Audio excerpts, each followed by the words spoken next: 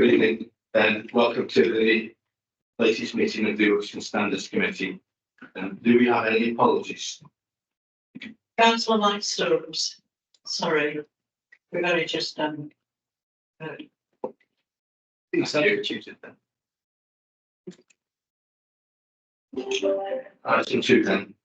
Does anybody need to make any declaration of interest in relation to anything that we're going to be covering this evening?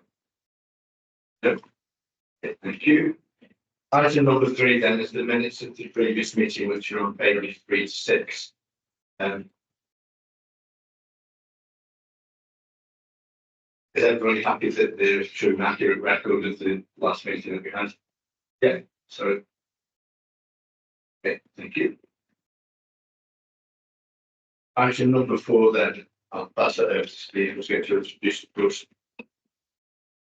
Thank you very much, Chairman. Stats County Council that reduced the internal audit charter for 24-25. The internal audit charter is a formal statement that defines the purpose, authority, and responsibilities of internal audit, as well as confirming its relationship with key stakeholders as required by the UK public sector internal audit standards. Internal audit charter should be regularly reviewed and approved by the Audit Standards Committee. Internal audit charter is a formal document setting out internal audit's position within the organisation, its reporting lines, access to personal information reports, and the scope of internal audit activities. And the people doing this will be the County Council. So if I take this opportunity to pass the committee over to Debbie and Alex, who will tell us more about this charter. Over to you, Debbie. Thank you for that introduction. So my name is Deborah Harrison. I'm the Chief Internal Auditor at Staffordshire County Council and now the Chief Internal Auditor here at Newcastle-under-Lyme Borough Council. I'm supported on the contract by Alex Cannon, who is an audit manager here at Staffordshire County Council, and he'll be leading on a day-to-day basis the delivery of the audit plan for your council. So being presented this evening is the internal audit charter for 2024. Page 7 of your pack sets out a bit more background information in relation to the charter and why we require it. So the Accounts and Audit Regulations 2015 include the statutory requirement to provide an effective internal audit, and one way that we demonstrate that is compliance with the public sector internal audit standards. So the public sector internal audit standards came into being back in 2013, and since this day they've been reviewed and updated periodically. The last time they were reviewed was in 2017. The public sector internal audit standards are also accompanied by a local government application note produced by SIPRA, and that allows us to gives us further guidance in how the standards should be applied in the public sector. So the public sector internal audit standards, they are mandatory and apply to all public sector internal audit functions, be it an in-house function, a shared function or an outsourced function. And Standard 1000 refers to the requirement to have an internal audit charter that sets out the purpose, authority and responsibility of internal audit activity. So there's some key things that a charter should include.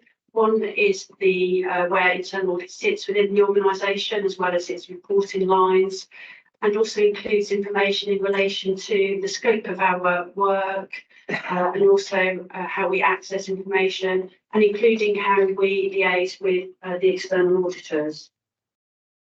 Just to say that the charter that's being presented this evening does comply with the public sector internal audit standards in full and the local government application note, and also reflects current best practice.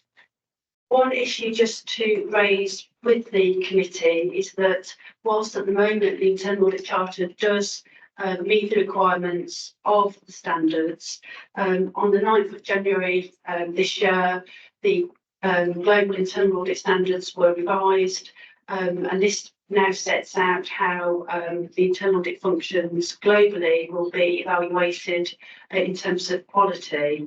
We are awaiting further guidance from SIPRA because they are the local government standard setters, and once we get that guidance in terms of how the new global standards will be applied within the public sector, we will then make all the relevant changes. So it may well be that the charter may need to come back to this committee once we've seen whether it needs to be slightly amended following the standards. So In terms of the charter and the detail itself, that's set out on page, or starts up on page 11 of your pack and goes all the way to page 30.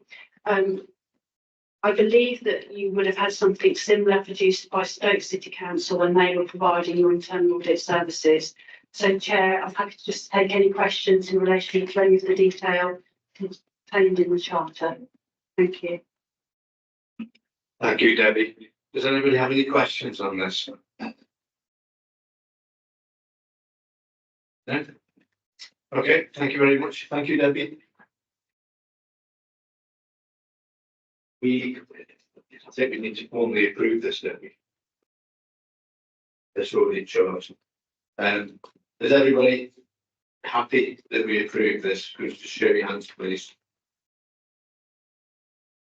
Thank you. Item number 5 then. Steve, when you're ready, please. An internal audit plan for 24-25. Again, the internal audit plan 24-25 outlines the audits that are planned for the coming financial year and has been produced using a risk-based approach.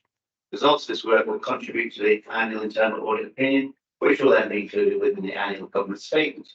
Throughout the year, the work programme at Appendix A will be reviewed and detailed quarterly work programmes produced. Progress will be measured in order to report on the delivery of the audit plan. The internal audit plan consists of 276 internal audit days, plus 25 management days. In addition to this, there are 40 days allocated to counter fraud, which is resulting in a total of 341 days of work. And I'll now pass over to Sarah, who's going to tell us more about this. Thank you. So the internal audit plan has been formulated by reviewing the last 4 years of the internal audits that we've actually completed as a basis to form this internal audit plan for this particular year, and also looking at risks associated with the areas.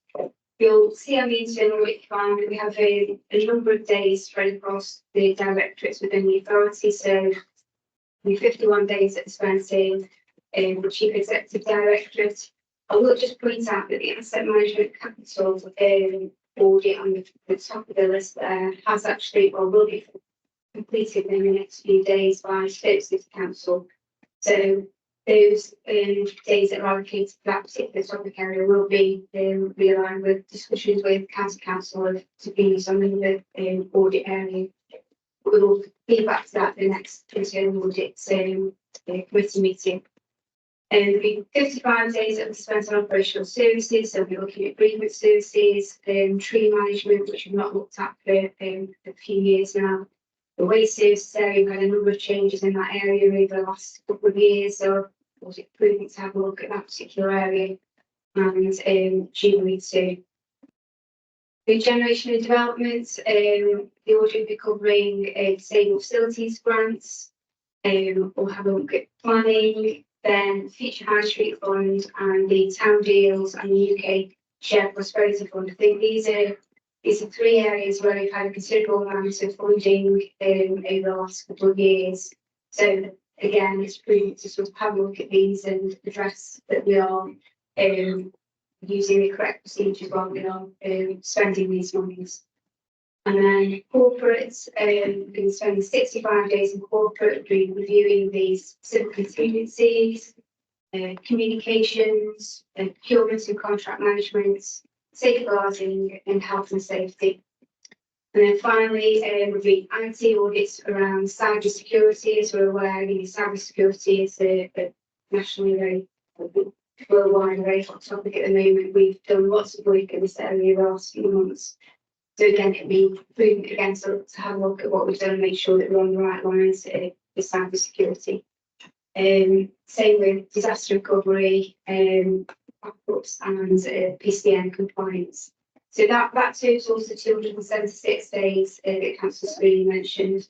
So in addition to the 25 management days and 40 days allocated for the accounting for, that would be the total 341 days that we spent in this particular year. Happy to take any questions if there's any. Just before I do, there are a couple of audits that are just being finalised by State Contract City Council. They include sundry debtors, GDR, compliance and data security, we've got gifts and hospitality, and qualities and diversity. All those reports have been issued. You're just waiting for responses from management, but they're due in the end of this month. So again, they should all be finalised by the 1st of May, ready to start the new audit plan. I have to take any questions if there are any questions. Thank you. Thank you, Sarah. Do we have any questions on this report? No. In that case, then can we approve the internal audit plan for 24-25 and also agree to receive quarterly reports on it? Yeah. Thank you very much. Item number 6, Steve. Thank you, council audit arrangements. The council is committed to providing effective counter-fraud function, which is supported by an effective policy framework. Theft, fraud, corruption and bribery are all criminal offences. The council is committed to the highest standards of integrity and will not tolerate them in any form. Having an anti-fraud and anti-corruption framework in place, this demonstrates our zero tolerance to any form of fraudulent activity. It's important that the existing framework is reviewed and updated to take into account new legislation, procedures and best practice.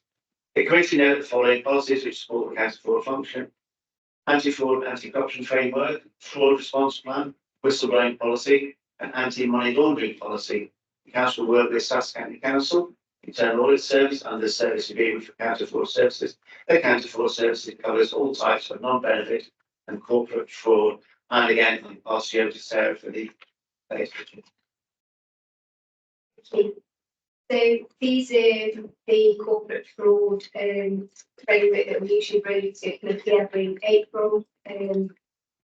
Obviously, we've changed the policies now to refer to Sussex County Council. If we have receive any frauds, internal or external, they'll be reported to Sussex County Council. We've updated the website for the County Council's contact details, and obviously removed them with statement addresses to council. We still remain part of the Staffordshire Football Club, so there would be a huge amount of change other than the fraud cases will be referred to Staffordshire County Council. So excuse me. Again, I have to take any questions on these policies.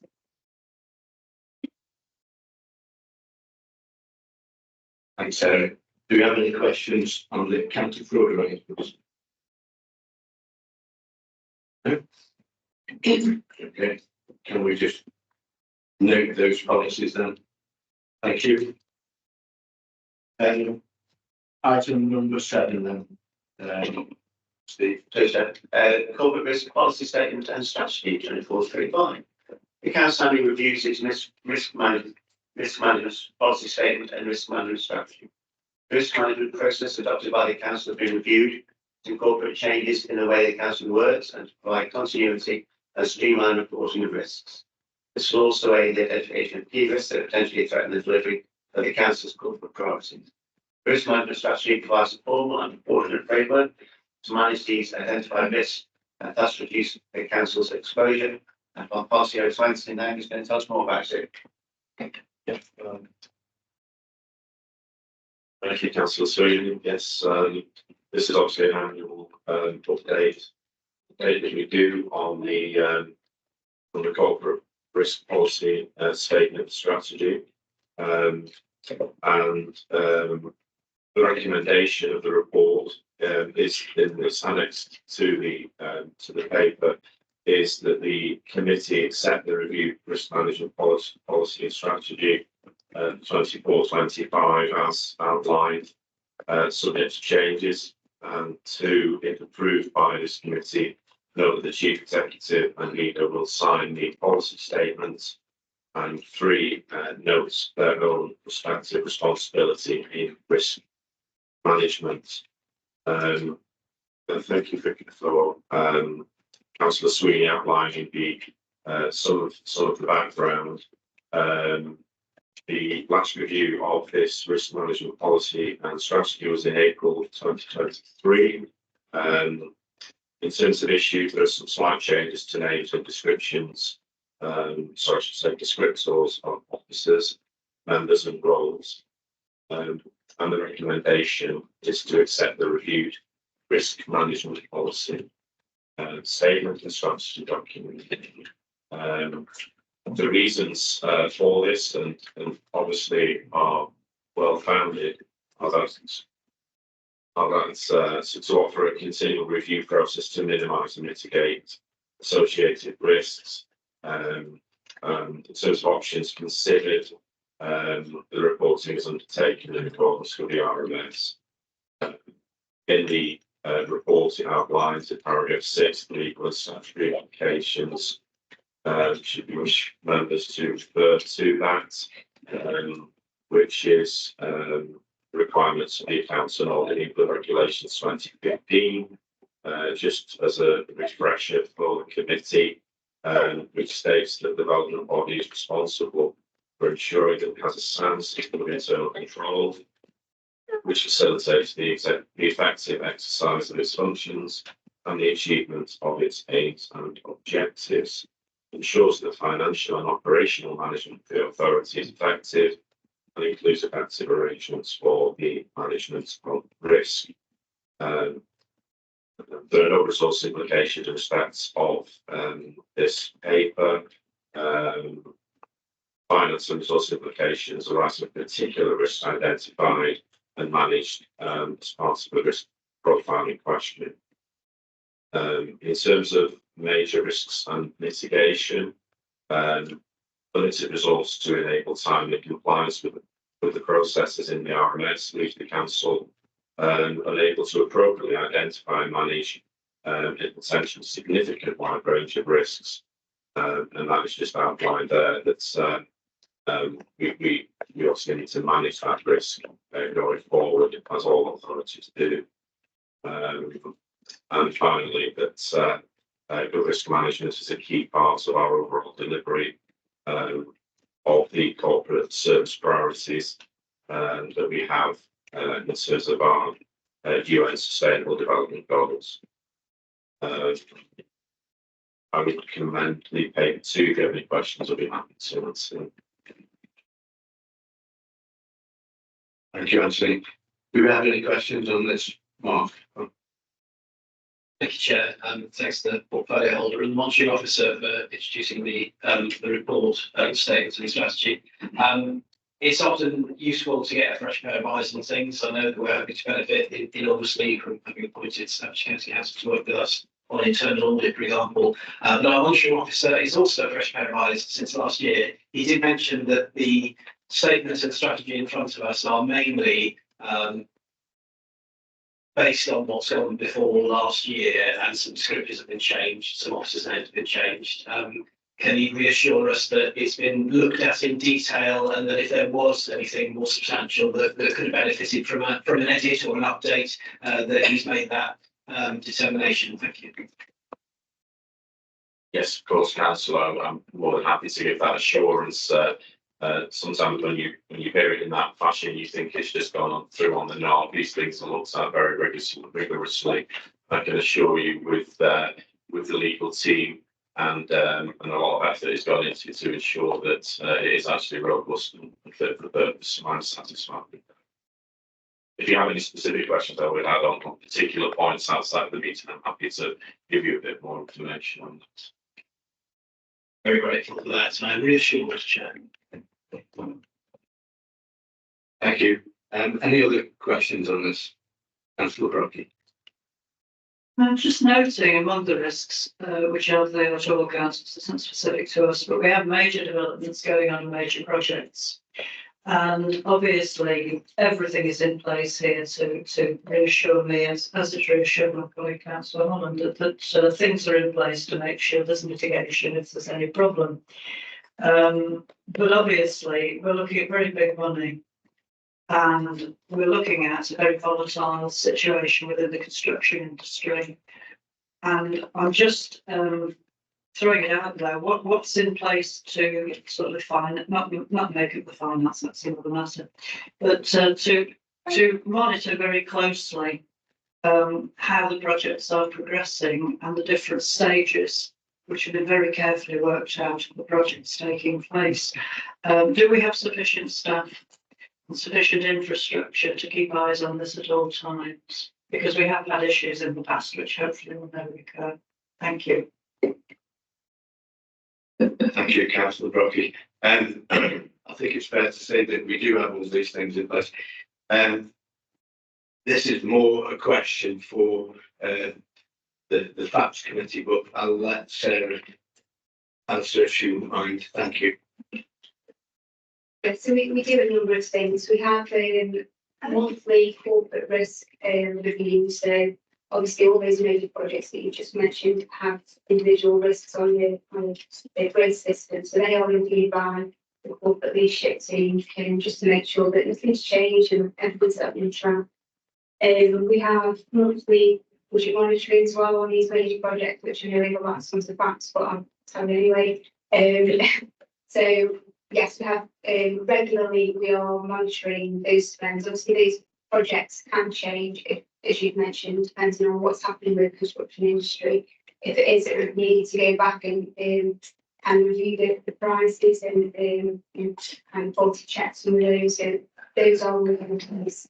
We have to send regularly to the government as well. So being the accountable body, we need to make sure that everything is above board and that we have all those risks accounted for, that they are not slipping this all, and again that aligns with the finances as well. It's coming through and doing this plan. So there are a number of different areas that we do monitor on a monthly basis. So I hope that should so.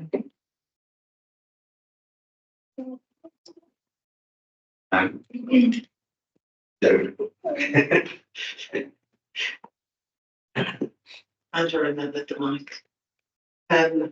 It's almost a response to the report, which I think is absolutely fulsome. And Councillor Brockie's urgent points. If you look at paragraph 6, it doesn't say we may or we could.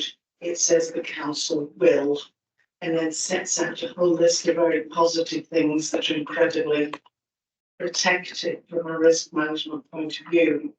And the last 3 bullet points also shows that there's some room for growth, in that it's talking about opportunities, innovation, and working with partners and ensuring robust procedures. So I think every I has been dotted and T crossed. So it's very, very comforting to me, and I feel very reassured by that paragraph 6.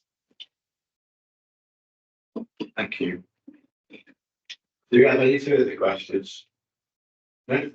Okay, so are we happy then to accept the recommendations as written on page 81 of the report? Yep. Thank you. Item number 8 then is the external audit plan and strategy for 2023-24, and our new audit manager, Richard, is going to give some information on that. Let's say that back. Is it audit manager or audit partner?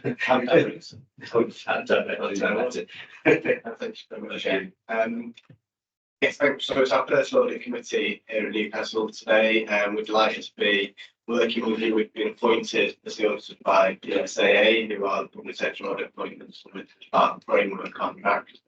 I'm Richard Lee. I'm a director in the public sector practice based in Manchester. This audit is sponsored by Borough, who's a senior manager in Manchester as well. But we'll take this agenda item as a blunt, if that's okay. So yeah, from a background perspective, I've worked in the public sector department for 20 years, and auditing local government bodies have been a big part of a key strand of the work that we've been delivered. So from an experience perspective, we feel that we're very well placed to be able to deliver this audit and the other audits that we've inherited through the framework contract. We have been working very closely with Grant Thornton, who are predecessor auditors, to make sure that there's a smooth transition from Grant Thornton to KPMG. The work that we've been doing today has really been focused around risk, planning and risk assessment for the audit, to make sure that we're well placed to deliver the year-end procedures in line with the traditional reporting timelines in local government. And that's part of a whole range of measures that are being done to reset local government auditing and reporting timelines. It's been widely reported in the press, and more generally you'll be aware of some of the delays that have been experienced. And one of the things we've been talking to the chair and Sarah about is really trying to reassure them that we have the right amounts of capacity to make sure that we deliver in line with expectations. And just in terms of our responsibilities, so the report that you've got in the pack is very much focused on financial statements. It's also my responsibility to deliver commentary around value for money. And also being responsible for dealing with elected challenges and responding to members of the public if they have queries that fall within the remit of our responsibilities as set out in statute. We've not had any of those challenges as yet, but obviously we remain alert to those if they come forward. I think Rob's going to take us through the financial statements element, but just to draw on value for money, which will follow. There's three elements to that, and a key part of that is financial sustainability. And I was encouraged to hear what Councillor Brockley was saying there around considerations of the High Street Fund and major projects. And that's clearly an aspect that we'll be looking at in quite a lot of detail, the linkages to the medium-term financial plan, whether there's adequate reserves in place going forward, and also how some of the policies and procedures that you've had on this agenda, such as the risk policy strategy, how that actually gets implemented and plays out in real life, rather than just from having the strategy documents in front of you, making sure that they are executed on a day-to-day basis and really underpin decision making and the actions that take place at the authority. But it's worth mentioning that what will happen with our responsibilities around values and views. So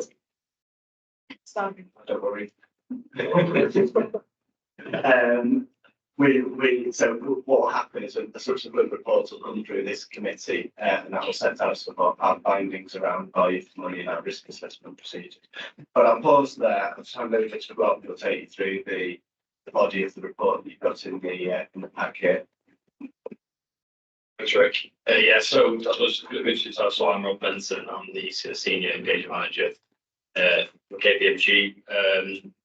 I've not been working other than Rick, but I've got similar experience when we used to work with the local government contractor pre-2018. I've been working with KPMG for 10 years since post-qualification. So the audit plan is intended to give us sort of overview of our audit approach and sort of strategy and sort of procedures that we've undertaken to get to that place. Much of the content is sort of mandated through ISA requirements in terms of discussing our scope on materiality, our significant risks, and various communications and independence fees, etc. So I'll take the report as read, but I'll just touch on some of the key slides, sort of key pages. In page 127 is on materiality. So materiality is the threshold which we set to design our audit procedures. You can appreciate that we can't test every single pound that goes through the authority's books. What we do is we set a threshold and design our procedures to give us the greatest opportunity to detect material error. And that's been set at 1.1 million. For those who are used to this committee will have seen Grant Thornton have probably set a similar level of materiality. So hopefully that is reasonably consistent and is keeping what you've seen before. Onto page 128, that gives an overview of our sort of timing and audit communications, and touches on some of the other sort of involvement we have, for example, discussing internal audit in terms of understanding their risk assessment and areas of focus, but also touching on the work of our own internal specialists. That's the valuation specialist we have, which is the Real Estate Valuation Centre of Excellence. I'll touch on that in our risk profile at the moment. Also, KPMG Pension Centre of Excellence. So for our pensions, where we get pension specialists to do that, because they're those great expertise in that quite technical area. 129 just gives a bit of overview of the sort of significant risk profile. So significant risk of where we deem the greatest or likelihood of significant error in the accounts. And those significant risks listed are valuation on the buildings, management override, and valuation of post-retirement benefit obligations, which is your pensions obligations. Again, that should be in keeping with the risk profile you've seen in previous years with your previous auditor. The valuation of land and buildings, highly sort of significant material value in the accounts. One of the main reasons of beyond size is the fact there's an element of judgment and estimation in there, and that's why we deem that to be a significant risk. For example, sort of a small error in one of the assumptions could result in a potential error in the account. So that's an area of focus. It's undertaken by the authority's internal valuer, and we'll just review that work and the assumptions that they adopt and look to sort of benchmark that against other, external sort of indices that are adopted, and indeed what other values do at other organisations.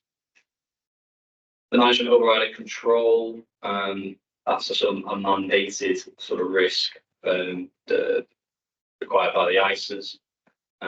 So pressure standards requires to look at this as a significant risk. And this is where there's the fundamental the manager in a unique position to perpetrate fraud with the ability to override particular elements of judgment, accounting policies, indeed journals as well, which are sort of manual transactions that are posted by management, and we do a lot of work to focus our work around that to determine what we consider to be higher risk journals, and we test them accordingly.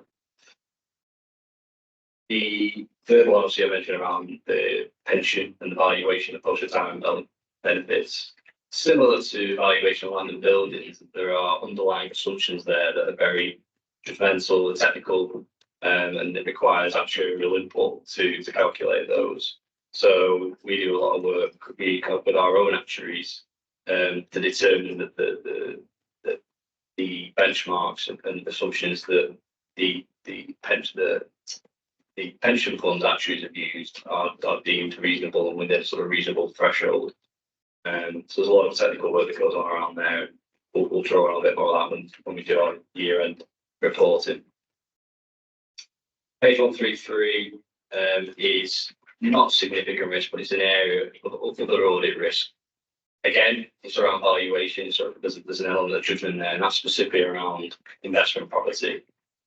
The value of investment property in the authority's accounts is much smaller than the overall land and buildings, but the valuation basis is different. And it does require a little bit more judgment, but equally it's much less risk given the sort of value that's applicable to it, which is 12 million. It's worth noting that we have rebutted our risk over fraudulent expenditure recognition and indeed revenue recognition. A slide on page 134, 135 takes us through our sort of justification around that, why we have rebutted that. And that's broadly based on the sort of nature of the spend and the income that the authority incurs. I think that's all I'd like to touch on. As I say, there's a few elements of monetary communications that we need to communicate to those charged with governance, and also around our sort of fees and independence. Which I say are sort of statutory sort of requirements in terms of reporting to yourselves and communicating to those charged with governance. I'll have to take any questions on any we've just discussed.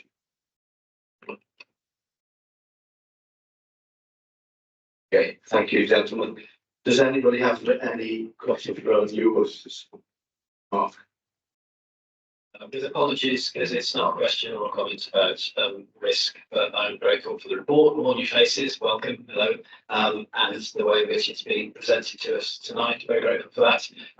Comment for our new external auditors and our partners for internal audit. The name of the borough, Newcastle-under-Lyme, the U is lowercase and there's a hyphen either side of it. This is the second of all tonight in which it's been misspelled. Thank you, Chair. Thanks, Mark. Thanks for putting it straight. if we have no further questions on that, then we'll move on. Look, thank you very much, gentlemen. It's very nice to see you here.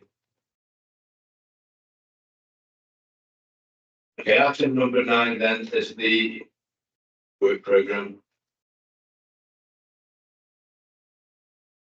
Does anybody have any questions or comments on the work programme? No? Okay, I've not been notified of any urgent business, so that concludes the business for this evening. And just in case I didn't welcome our colleagues from staff, I'd welcome to you too as well. It's great to see you here. Thanks very much. So we'll close the meeting now.